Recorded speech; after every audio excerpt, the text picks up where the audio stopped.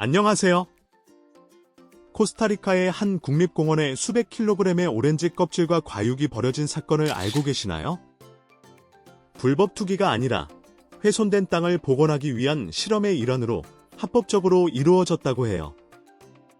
숲을 보호하는 기관의 승인을 받아 진행되었는데 이 때문에 역사상 가장 논쟁적인 환경 실험 중 하나가 되었죠.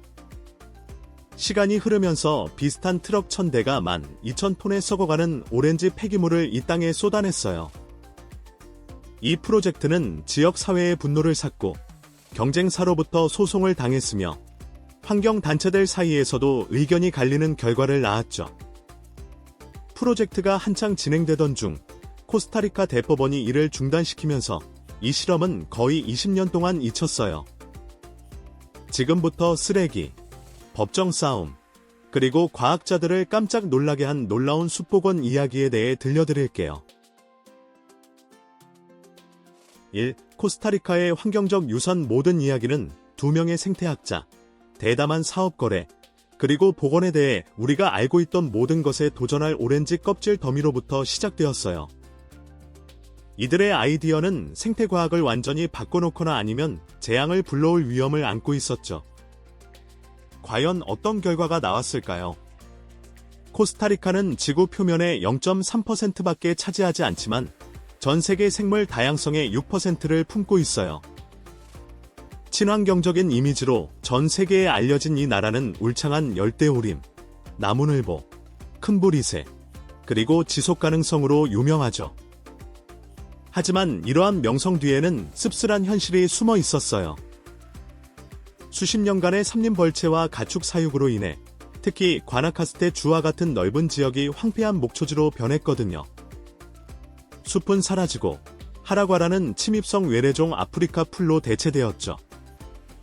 수십 년 전 처음 유입된 하라과 푸른 박멸하기가 거의 불가능한 식물로 알려져 있어요. 이 풀은 토종 식물을 모두 덮어버리고 단일 경작지를 형성해서 생물 다양성을 완전히 파괴했죠. 더 나쁜 것은 건기에는 하라과 풀이 강력한 산불 연료가 된다는 점이었어요. 불이 이 지역을 휩쓸고 지나가면서 나무가 다시 자랄 기회를 완전히 없애버렸죠. 비가 다시 내리면 풀은 더 강하게 돌아와 자연적인 숲복원을 가로막았어요. 땅 역시 심하게 훼손되었는데 수십 년간 가축이 밟고 다니며 과도하게 풀을 뜯어먹으면서 땅이 굳어지고 영양분이 모두 빠져나갔죠. 멀리서 보면 땅은 푸르게 보였지만 가까이서 보면 딱딱하고 황폐해져서 재생을 지원할 수 없는 생태학적 불모지였어요. 코스타리카의 푸른 이미지에도 불구하고 넓은 지역은 생물학적으로 생명력이 없는 상태였죠. 이 모든 것의 배후에 있는 생태학자들 프린스턴 대학에서 훈련받은 생태학자 부부인 데니얼 젠젠과 위니 하락스는 코스타리카의 열대 생태계를 보호하며 평생을 보냈어요. 1970년대부터 이 부부는 코스타리카에서 가장 중요한 보호구역 중 하나인 과나카스테 보존지역에서 연구원이자 기술 고문으로 일했죠. 멀리서 관찰만 하는 학자들과 달리 이들은 현장에서 직접 황폐해진 가축 목초지가 점점 더 확산되어 자신들이 지키려 했던 숲을 위협하는 모습을 목격했어요. 젠젠은 식물, 동물, 토양 간의 복잡한 상호작용이 열대 생태계를 번성하게 한다는 점에 깊이 집중했어요. 하락스는 생계가 토지 이용에 달려있는 이 나라에서 보존이 직면한 현실적인 장애물에 초점을 맞췄죠. 이들은 함께 충격적인 패턴을 관찰했어요. 숲 지역을 보호하고 있음에도 불구하고 주변 땅은 회복할 수 없는 생태 불모지가 되어 침입성 풀들이 장악하고 재생이 차단되고 있었죠. 이러한 단편화는 숲 자체를 고립시키고 궁극적으로 불안정하게 만들 위험이 있었어요. 부부는 토종 나무를 심고 외래종을 제거하고 장비를 이용해 굳어진 흙을 풀어서 전통적인 복원 방법을 시도했지만 모두 실패했어요. 하라과 풀은 계속해서 돌아왔고 토양은 계속해서 척박했으며 새로 심은 나무들은 거의 살아남지 못했죠. 이 부분은 과감한 변화가 없이는 생물 다양성이 계속해서 서서히 감소할 것이라는 점을 깨달았어요. 그러던 중 예상치 못한 일이 발생했어요. 보존 지역 근처에 새로운 오렌지 주스 공장이 생긴다는 소식이었죠. 다른 사람들은 산업, 오염, 교통, 그리고 숲에 대한 압박이라는 위협을 보았을지 모르지만 젠젠과 하락스는 가능성을 보았어요. 더 이상 잃을 것이 없다고 생각한 이들은 산업 폐기물이 코스타리카의 심각한 생태 위기에 대한 근본적인 해결책을 제시할 수 있을지에 대한 연구를 시작했어요. 3델 오로와의 거래 1997년 델 오로는 과나카스테 보존 지역의 북쪽 경계선을 따라 대규모 오렌지 가공 시설을 열고 코스타리카의 성장하는 감귤류 산업에 막대한 투자를 했어요. 이 공장은 수출을 위해 수천 톤의 오렌지를 가공했지만 큰 문제에 직면했죠. 오렌지 주스 생산에는 과일의 절반만 사용되었거든요. 남은 껍질, 과육, 유기성 폐기물이 매일 쌓여 물류 및 환경 문제를 일으켰어요. 매립지 같은 처리 방법은 비용이 많이 들고 지속 가능하지 않았고요. 소각은 오염과 민원을 야기했으며 폐기물 처리 연못은 해충을 끌어들이고 강한 악취를 풍겼죠. 젠젠과 하락스는 여기서 기회를 포착했어요. 이들은 델 오로가 오렌지 폐기물을 보존 지역에 버리는 대신 개발되지 않은 숲을 기부해 보호 구역을 확장하도록 제안했죠. 이는 서로에게 이로운 거래였어요. 델 오로는 폐기물 처리 비용을 절감하고 공원은 더 많은 영토를 얻게 되었으니까요. 하지만 엄격한 조건이 적용되었어요. 감귤류 폐기물만 사용해야 하고 다른 농업 부산물은 사용할 수 없었죠. 오렌지는 농약이 없어야 했고 껍질은 식물 성장을 방해하는 천연 제초제인 드리모넨을 제거하기 위해 가공되어야 했어요.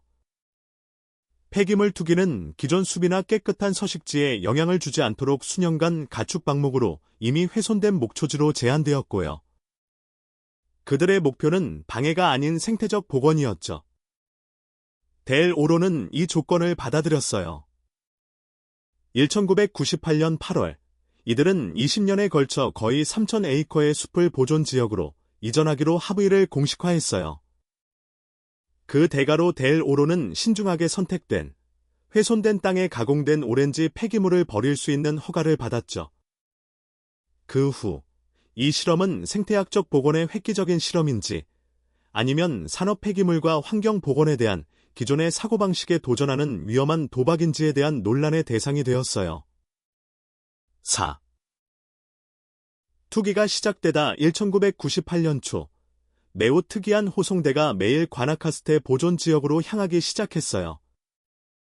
시간이 흐르면서 1000대의 트럭이 델 오로 시설에서 가져온 각각 약 12톤의 가공된 오렌지 폐기물을 지정된 7에이커의 황폐한 목초지에 운반했죠. 대부분 껍질과 과육으로 이루어진 이 재료는 유해한 오일이 제거되도록 처리되었지만 여전히 끈적하고 냄새가 심했어요. 트럭들이 도착할 때마다 조용한 풍경에 젖고 축축한 투기 소리가 가득했죠. 썩은 감귤 냄새는 1마일 이상 떨어진 곳에서도 감지될 정도로 강렬했어요. 초기 단계에서 이 장소는 그 어느 때보다 더 심각한 상태로 보였어요. 오렌지 폐기물이 이전 초원 위에 울퉁불퉁한 더미를 형성했죠. 파리들은 시커먼 구름처럼 몰려들었고 새들은 호기심의 위를 맴돌았어요. 작은 포유류들은 환경의 변화에 불안해하며 멀리 떨어져 있었죠. 현지인들과 심지어 델 오로 직원들조차 이 프로젝트의 논리에 의문을 제기했어요. 이 지역은 생태 실험장이라기보다는 그저 쓰레기장처럼 보였으니까요.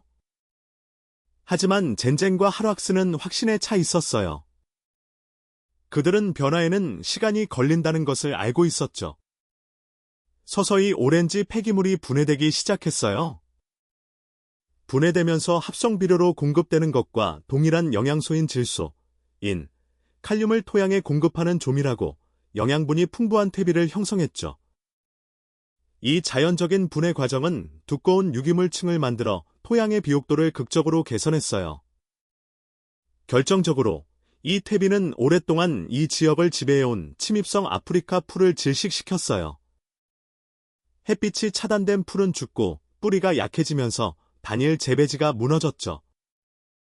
경쟁자가 사라지자 토종식물들이 다시 돌아오기 시작했어요. 1998년이 끝날 무렵, 이 지역은 극적인 변화를 겪었어요. 썩은 냄새가 나던 감귤류 폐기물 더미는 어둡고 비옥한 퇴비로 변했죠. 부패 냄새는 사라지고 건강한 토양의 흙냄새가 그 자리를 대신했어요. 푸른 싹들이 돋아나기 시작했는데 이는 토종식물이 자리를 잡고 있다는 확실한 신호였죠.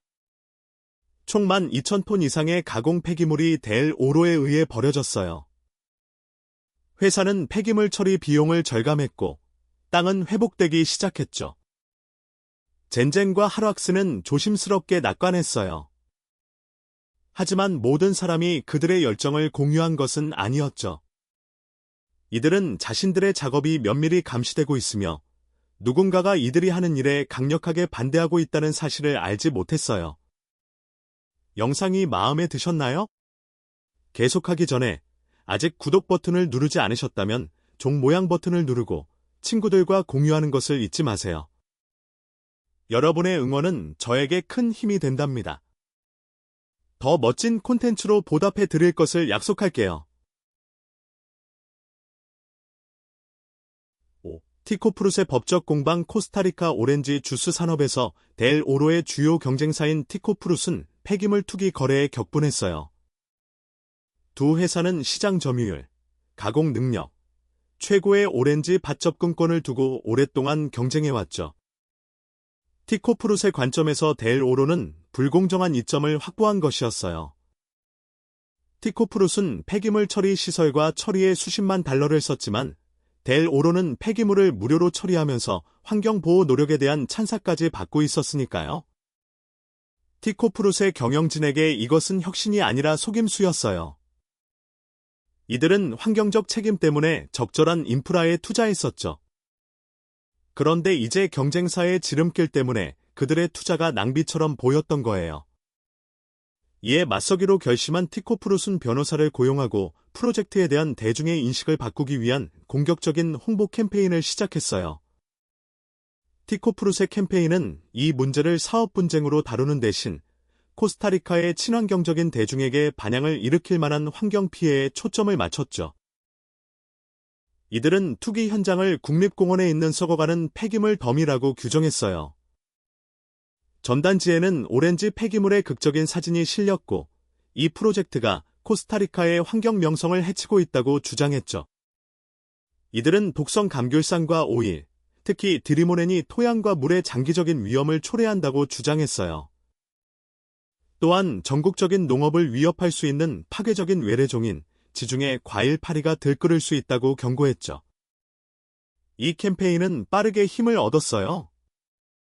사설은 이 프로젝트를 비판하기 시작했고 이전에는 관여하지 않았던 환경단체들도 우려를 표명했죠. 지역 농부들은 해충 발생으로 인한 작물 손실을 우려했어요.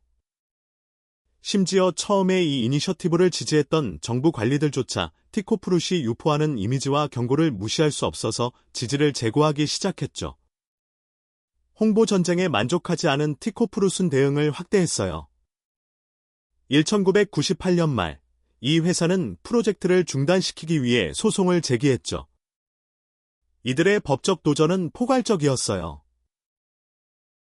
첫째, 그들은 어떤 폐기물이든 의도와 관계없이 국립공원에 버리는 것은 불법이라고 주장했어요.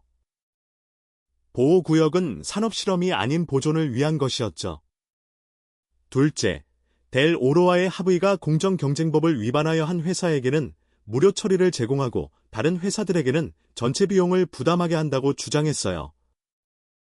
마지막으로 그들은 이러한 프로젝트를 승인하는 것이 위험한 선례를 남겨 다른 산업들이 복원이라는 구실로 보호구역에 폐기물을 버리는 것을 정당화할 수 있다고 경고했어요. 6. 프로젝트가 중단되다 이 법정 사건은 코스타리카 역사상 가장 주목받는 환경소송 중 하나가 되었어요. 한쪽에는 젠젠과 하락스가 있었고 델 오로와 레인포레스트 얼라이언스 같은 환경단체들이 이들을 지지했죠. 반대편에는 티코프룻이 있었는데 규제 선례를 경계하는 기업이익 단체들과 산업활동으로부터 국립공원을 보호하는 것을 우려하는 환경단체들이 합류했어요. 과학적 증거는 프로젝트를 강력하게 지지했어요. 레인포레스트 얼라이언스의 독립적인 연구는 오렌지 폐기물이 환경에 해를 끼치지 않고 훼손된 토양을 복원한다는 것을 발견했죠. 토양 검사 결과 비옥도가 향상되었고 독성 징후는 없었어요. 해충 증가나 야생동물 피해도 관찰되지 않았고요. 델 오로는 농약이 없는 오렌지, 유해한 오일이 제거된 가공 폐기물, 이미 훼손된 땅에 국한된 투기 등 모든 합의된 조건을 준수했다는 문서를 제공했어요. 하지만 여론은 프로젝트에 불리하게 돌아갔고 과학적 타당성만으로는 충분하지 않았어요. 사건은 몇 달 동안 끌면서 언론의 주목을 받았고 보존 활동에 필요한 자원을 소모했죠. 환경 전문가들의 긍정적인 조사 결과에도 불구하고 코스타리카 대법원은 이 프로젝트에 반하는 판결을 내렸어요. 재판관들은 복원 잠재력을 인정했지만 유사한 제안이 다른 보호구역에 난립하는 것을 우려해 법적 선례를 우선시했죠. 델 오로와 보존 지역 간의 20년 계약은 무효화되었어요. 추가적인 투기는 허용되지 않았죠. 이미 12,000톤의 오렌지 폐기물이 버려졌던 이 지역은 엄격한 불간섭 상태에 놓였어요. 모니터링, 추가, 수정 모두 허용되지 않았죠. 이 프로젝트에 참여했던 지역 환경 담당 공무원은 자리를 잃었어요. 델 오로는 10만 달러 이상의 법률 비용을 부담하게 되었고 폐기물 처리 문제를 떠안게 되었죠. 젠젠과 하락스에게 이 판결은 큰 패배였어요. 수년간의 과학적 노력이 법적 제약으로 인해 좌절되었죠. 이 지역은 경고 표지판이 세워진 채 그대로 방치되었고 그 미래는 불확실했어요. 시간이 흘렀어요. 이 실험은 대중의 기억에서 사라졌죠. 기후변화는 전 세계적인 비상사태로 심화되었어요. 환경보건은 수십억 달러 규모의 산업으로 성장했고요. 전 세계적으로 새로운 프로젝트들이 등장했지만 대부분은 비용이 많이 들고 속도가 느렸어요. 오렌지 껍질 실험은 법률살에 연구가 되었는데 어떤 이들에게는 아슬아슬하게 피한 재앙으로 또 어떤 이들에게는 정치와 기업 경쟁으로 인해 중단된 유망한 혁신으로 여겨졌죠. 하지만 그 누구도 과나카스테의 7에이커 부지에 남겨진 12,000톤의 감귤류 폐기물이 어떻게 되었는지 알지 못했어요.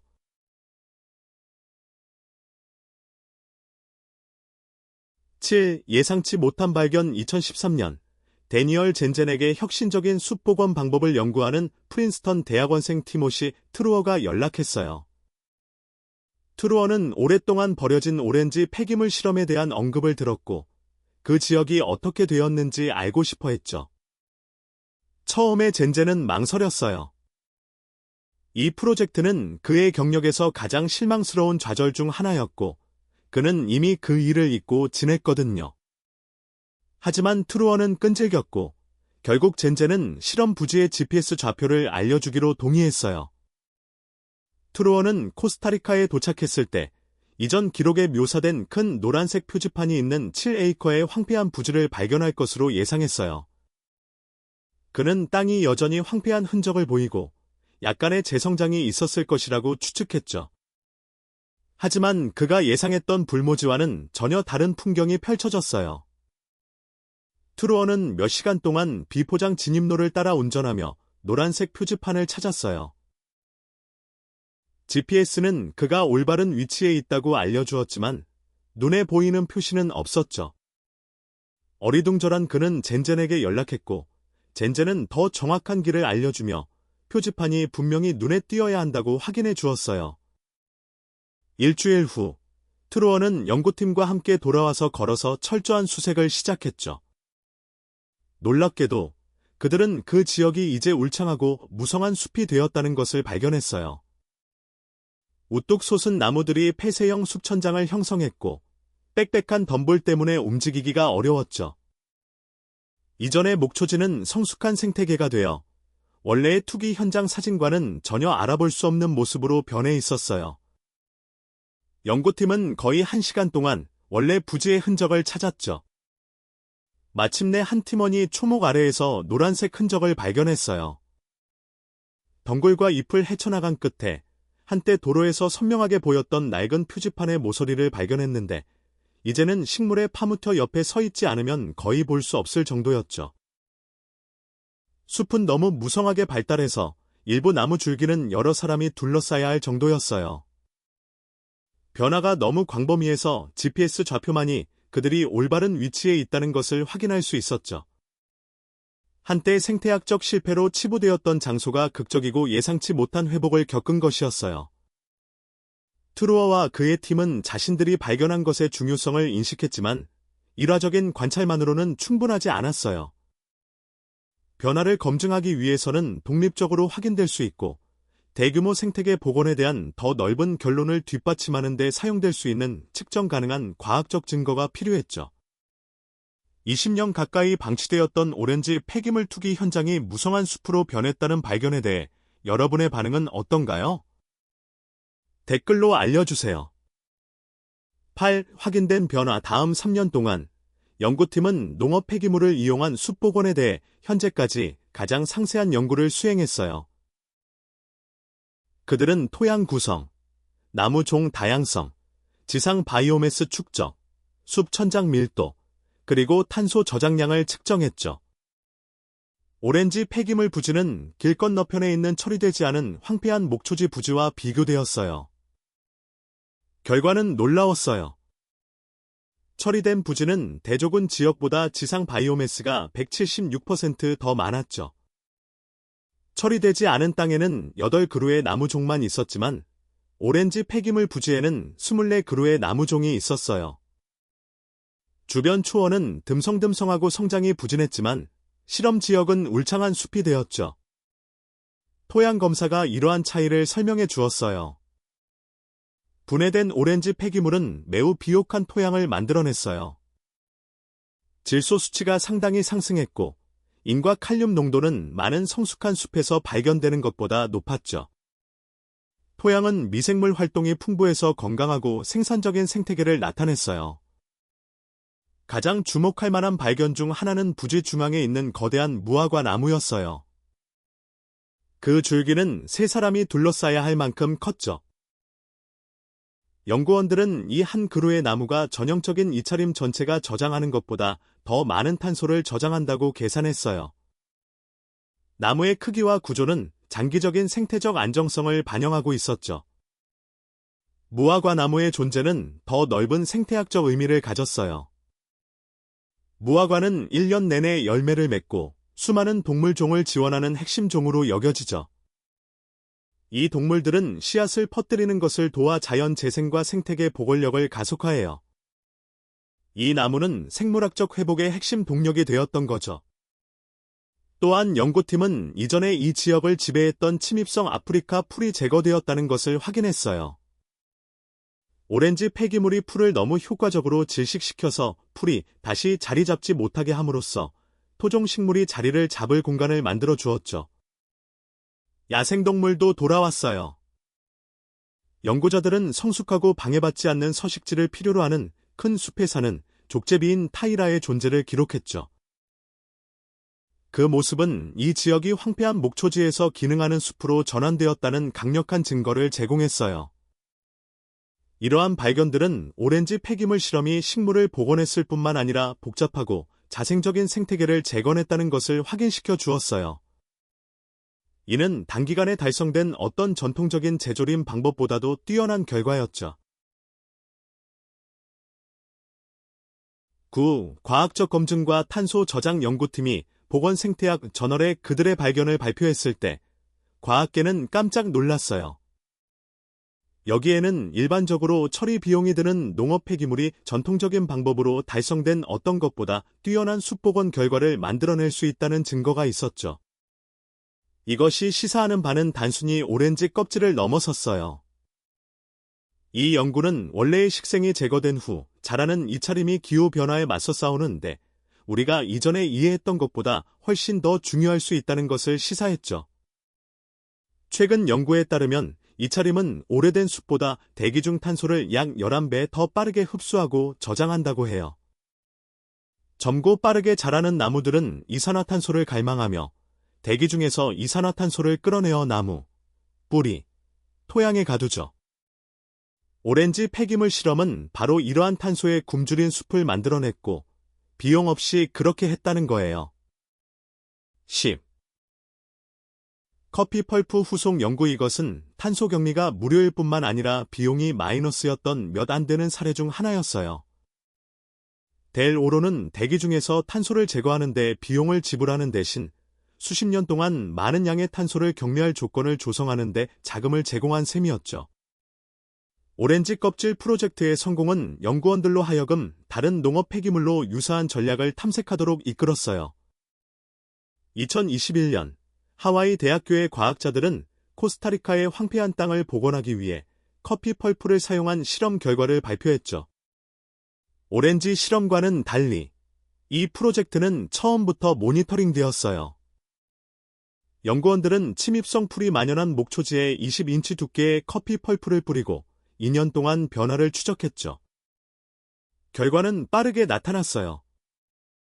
2년 후 처리된 지역의 80%가 어린 숲천장으로 덮였고 일부 나무는 높이가 15피트에 달했죠.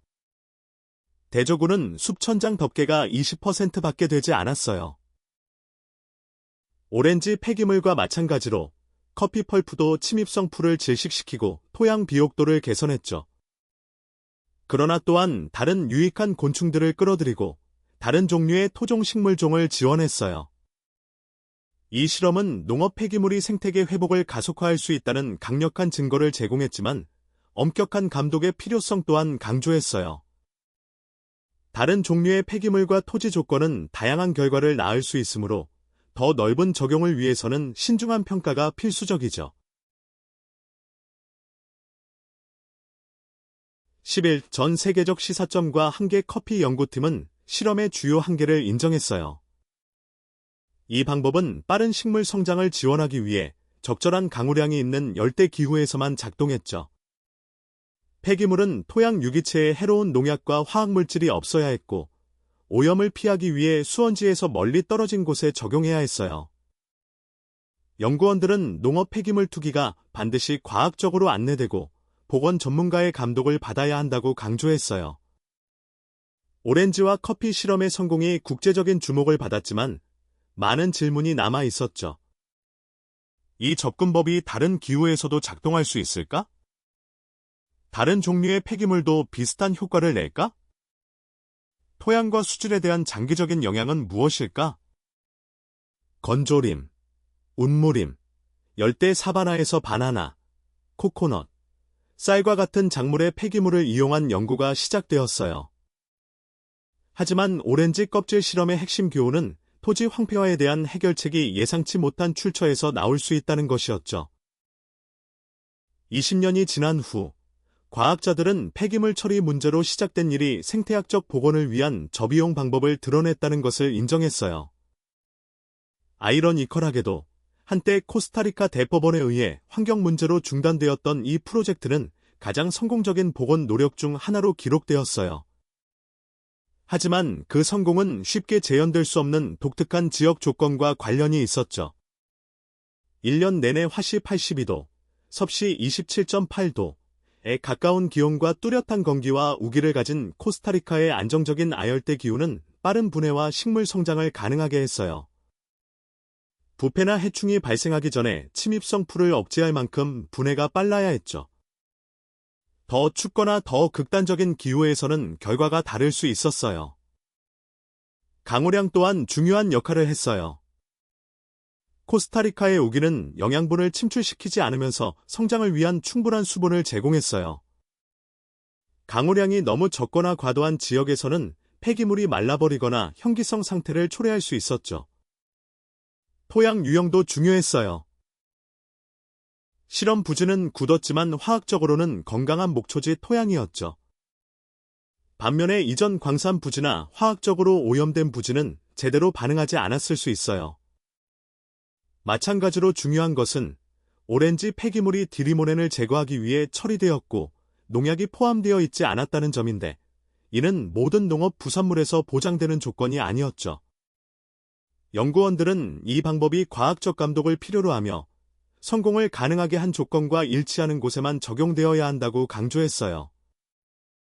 그럼에도 불구하고 이 발견들은 감귤류 및 기타 유기 폐기물이 전 세계 환경 문제를 해결하는 데 어떻게 도움이 될 수 있는지에 대한 새로운 조사를 촉발하고 있죠.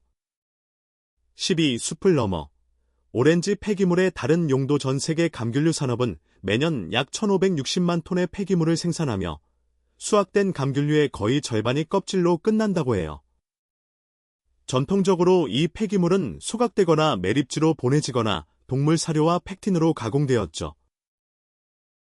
오늘날 연구원들은 이 폐기물을 이용해 주요 환경 문제를 해결하는 새로운 방법을 찾고 있어요.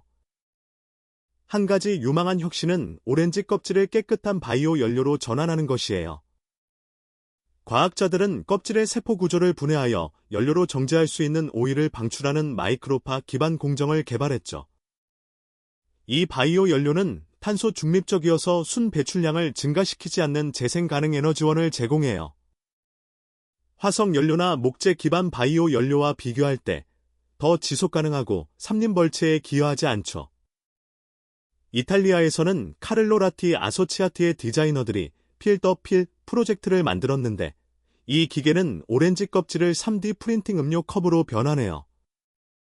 10피트 높이의 이 장치는 1,500개의 오렌지를 담을 수 있으며 주스를 만드는 데 사용된 것과 동일한 과일로 즉석에서 컵을 생산하죠. 이 컵은 생분해되어 폐기물이 없는 순환 시스템을 만들어내요. 스페인 연구원들도 생분해성 포장재를 개발하기 위해 감귤류 폐기물을 사용하고 있어요. 특별히 공학적으로 만들어진 미생물이 오렌지 껍질을 단량체로 전환하고 이를 병이나 용기 같은 플라스틱 대체재로 가공하죠. 이 재료들은 퇴비화가 가능하고 무료 원료로 만들어져요. 밀라노에서는 스타트업 크릴 디자인이 2개의 시칠리아 오렌지에서 추출한 바이오 플라스틱을 이용해 3D 프린팅으로 제조한 OMI 램프를 만들었어요. 이 램프는 완전히 퇴비화가 가능하며 음식물 쓰레기가 어떻게 가치 있는 소비자 제품으로 변모할 수 있는지를 보여주죠. 일본에서는 도쿄대학교 연구원들이 오렌지 껍질을 포함한 음식물 쓰레기로 건축 자재를 개발했어요. 분말화된 폐기물을 진공 건조하고 결합제와 함께 가열함으로써 콘크리트보다 강하고 부패와 곰팡이에 강하며 실내 사용에 적합한 재료를 만들었죠. 이러한 혁신은 폐기물을 바라보는 시각에 더 넓은 변화를 반영해요. 오렌지 껍질 숲 실험에서 영감을 받아 과학자와 기업가들은 폐기물을 가치 있는 자원으로 재해석하고 있죠.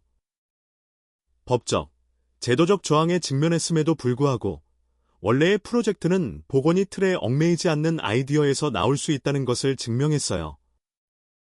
오늘날 기후변화, 삼림벌채, 음식물 쓰레기가 위기 수준에 달하면서 이 실험은 여전히 의미를 지니고 있어요. 이제 80대에 접어든 젠젠과 하락스는 폐기물에 대해 다르게 생각하는 것이 강력한 환경적 해결책을 낳을 수 있다는 것을 보여주었죠.